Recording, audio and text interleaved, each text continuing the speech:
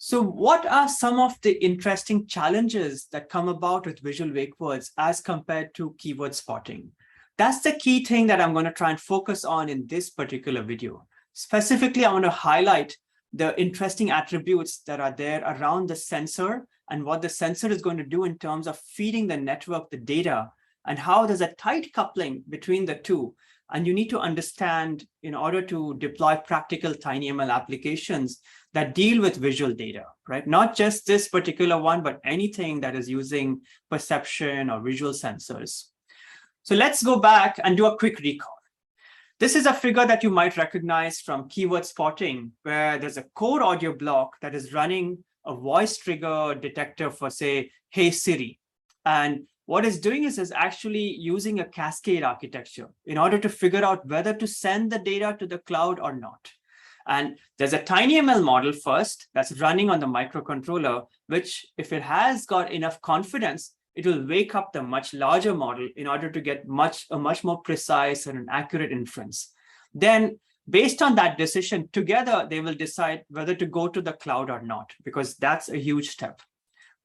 And let's take the scenario where you actually want to use the cloud for visual information and see how things work out in the context of an image sensor. So let's focus on offloading the work to the cloud, and let's try to understand what the implications are.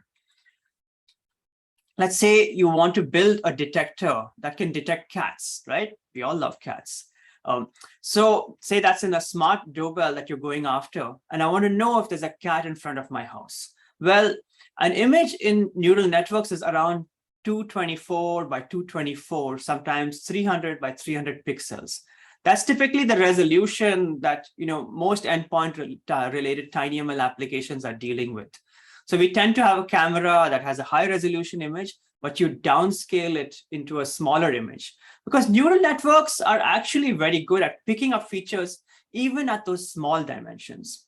If it's a 224 by 224 image, that means that you have 224 by 224 pixels times 3, because we have 3 channels since we've got a color image, right? There's a red channel, there's a green channel, there's a blue channel, and each one of those primary colors then creates our compounded picture over here. Now, let's talk about what that means in the context of uploading the data from your cell phone to the cloud, right? So there are some typical characteristics of a network you might look at. For example, you have a ping of about 80 milliseconds. This is just an example, right?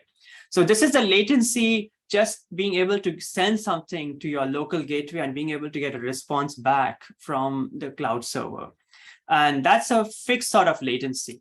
And then you've got the download speed and the upload speed. Download speeds are often much faster on the internet than your upload speed. Either way, we'll use an example of a LTE mobile phone download speeds of about 8.5 megabits per second, and upload speed is about, say, 2.6 megabits per second. Now, let's go back to our image. We have about 602,000 bytes of data that we would actually like to upload.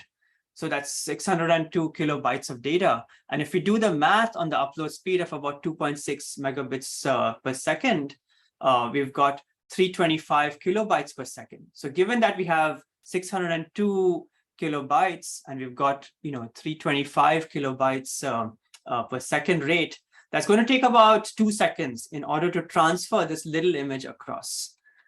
Now, let's look at that from an end-to-end network perspective. You've got to upload the data, which is going to take you about 2 seconds. Then you've actually got to do the inference, which tends to be really small once you get the data inside the data center, inside the cloud. And then you've got to get the response back. For example, the question here is that I take an image, I want to know whether it's a cat in the image or not. And well, it's going to take 2 seconds to upload, 10 milliseconds to do the inference, and another 100 milliseconds to come back to the machine to say yes or no. And that's about 2.2 seconds. Even if it is 1.2 seconds, we still have the same issue. Now, this can be pretty bad, because in certain cases, if the object of interest moves away within 2 seconds, well, by the time you've gotten to the decision and say, okay, take the picture because the cat is in, well, the image we have changed. And the cat, might not be so fast to move, but in certain other cases, depending on your application use case, it could be totally that the image with this latency is not tolerable, right? And therefore, you would end up with a poor quality of service due to the lag. Now let's look at this in the perspective of keyword spotting.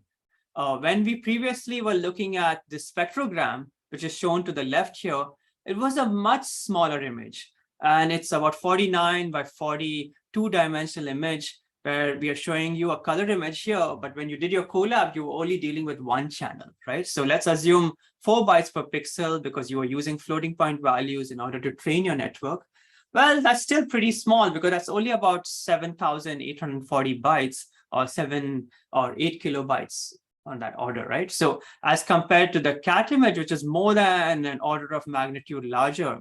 So the concern here is that if you look at it from the sensor standpoint, you're looking to an audio signal versus a video signal, two very different types of sensors, right? So volume of data that an image sensor is going to produce is going to be substantially more. And that's where we're going to get into trouble. Lesson number one is that the sensor and the data that produces are crucial to understand, because the more amount of data that you have coming from a sensor, the more implications it has in terms of saying having an always-on machine learning model. Specifically, more data means higher latency. If you're going to go to the cloud, it also means higher power consumption because you're going to have to transmit a lot of data. And that's not a good thing, because either way, you end up with a lower user satisfaction. At that point, you kill this end-to-end, application use case. So I'm trying to get you to understand here that, is about the sensor plays a very crucial role in terms of the data it's producing for us to be able to think about, the network. All right. So let's say you don't go to the cloud. Instead, you do on-device processing, TinyML style. Then what are some of the issues that you're going to run into? We obviously have to worry about the processing latency, because we are running things on a microcontroller, which means that we have to make sure our models are small. And now remember that as compared to data centers, the amount of computational horsepower that you have on your microcontroller is several orders of magnitude smaller. And so you might have a beautiful, nice, big, precise model in the cloud, but by the time you get there, you've already lost a lot, because the latency to get to the actual computational horsepower is too high. So you want to do things on device as much as possible, right? The second thing, obviously, is around memory, or I should say the limited memory that we have on the device.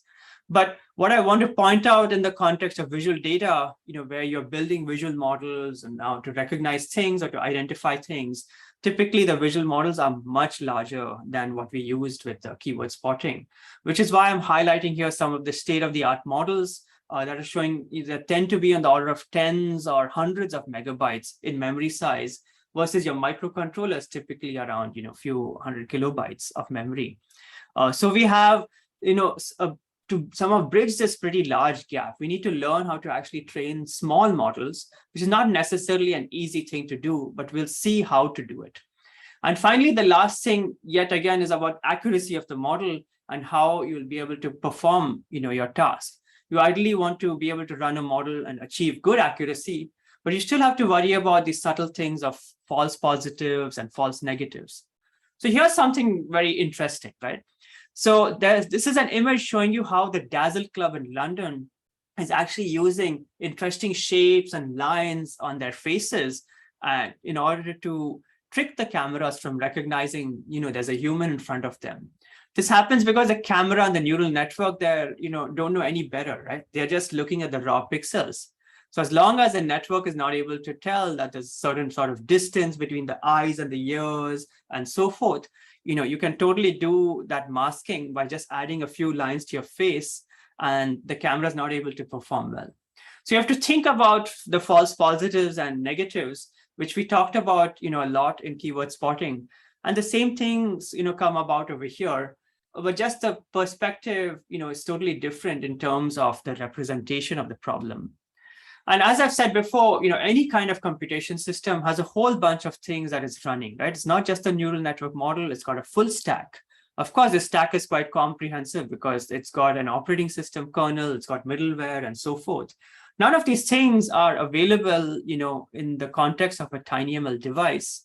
But that said, though, you still have to think about, more than just the model, because you have to think about what does it mean for the inference engine that is supporting a particular visual model. How much memory do I need in order to house the visual images that are coming in from the camera, right? I need to have a double buffer, for example, because of all this, goes to make the total application. So you've got to think about the model as well as the rest of the network stack, that needs memory.